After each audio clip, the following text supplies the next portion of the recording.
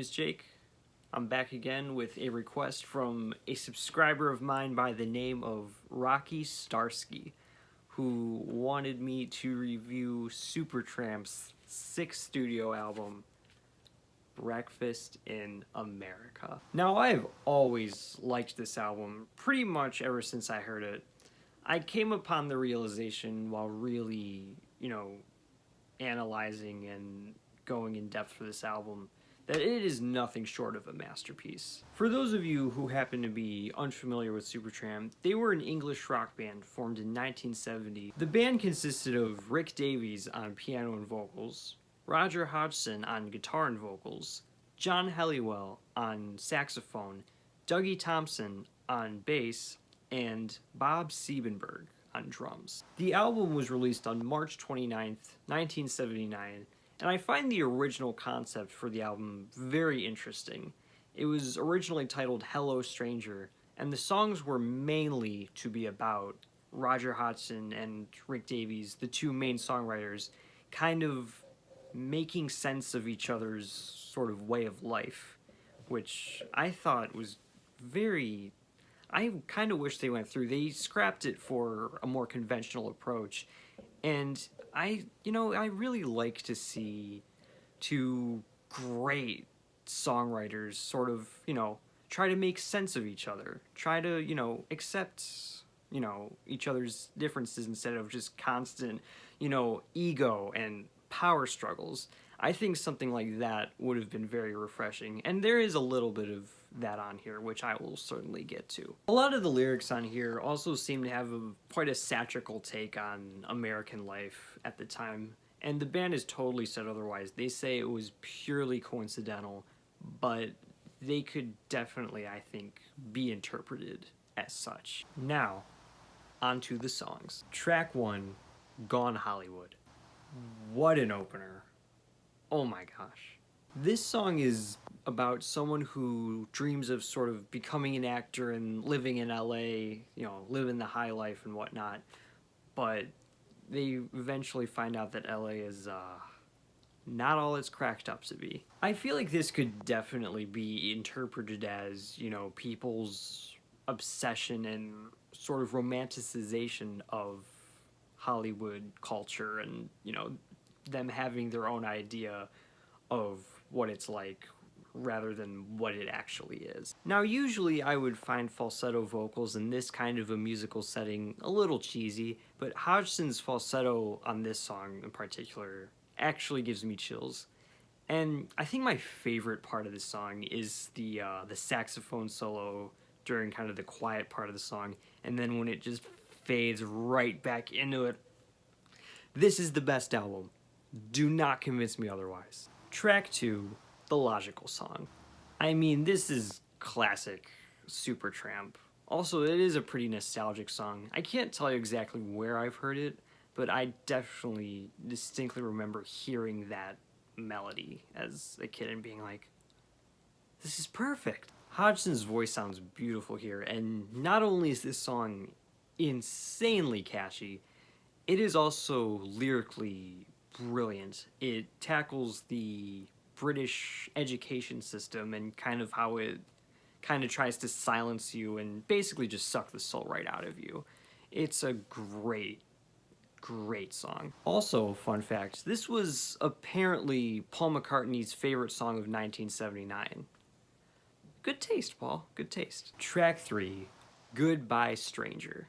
This is another classic Supertramp song. It's a very defiant song. It's kind of seems to me about just, deciding what is right for yourself instead of just trying to please others and just kind of just going along with it, heading straight for it.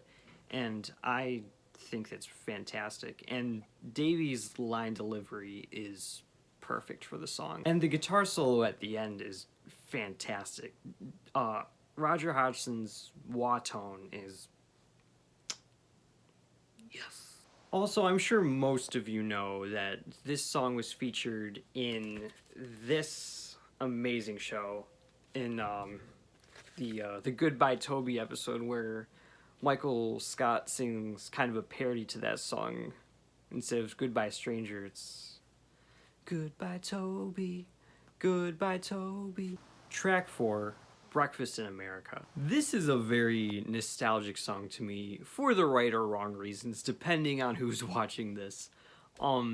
I first heard the "Take a Look at My Girlfriend" when Gym Class Heroes sort of reworked the song with Patrick Stump from Fall Out Boy. And I remember hearing it at the time. I'm like, oh my gosh, who are these geniuses that clearly wrote this song?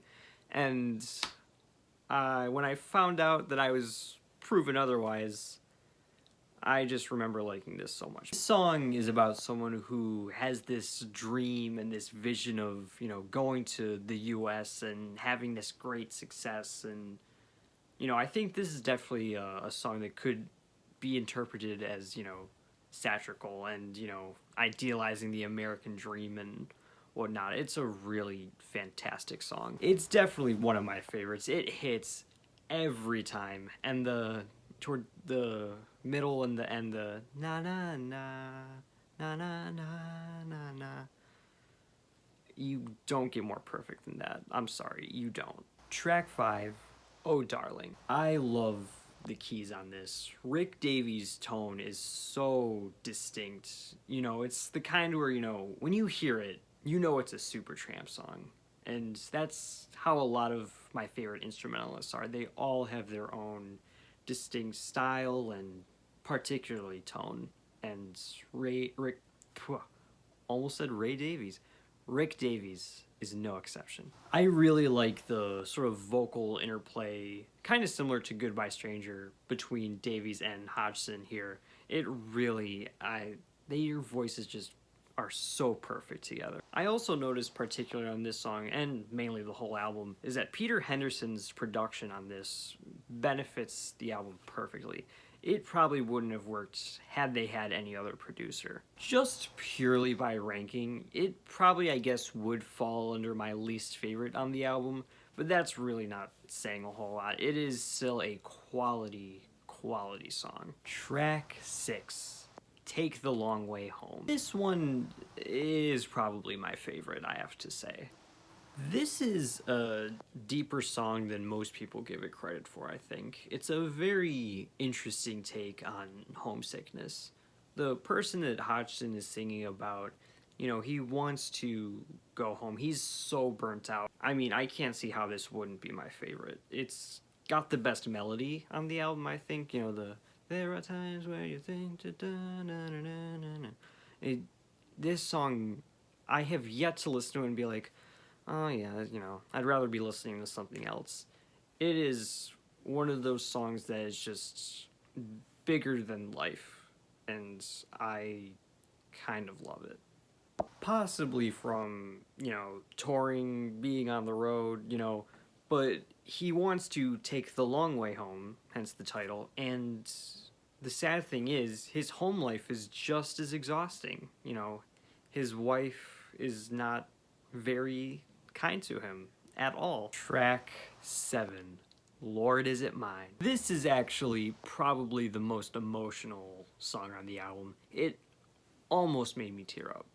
Almost. Now the band does join in, but a good portion of the song is, Hodgson and the piano, and he is really singing from the heart here. It is beyond gorgeous. It seems a time of sadness is a time to understand. That is probably my favorite lyric on the album. Maybe. Track 8, Just Another Nervous Wreck. This might be my favorite Davies vocal on here. He sounds really good on this one. And the drums are really fantastic. It's a very simple beat, but it's very effective for the song.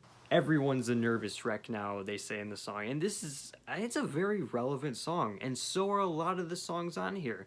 I feel like if this was released today, if it was for, different production, because, a lot of soft rock tendencies on here, but if it was released today, lyrically, I think it would be hugely popular. Track 9, Casual Conversation. This is the one that Davies actually did write about Hodgson and how he felt like he was being, not listened to, etc.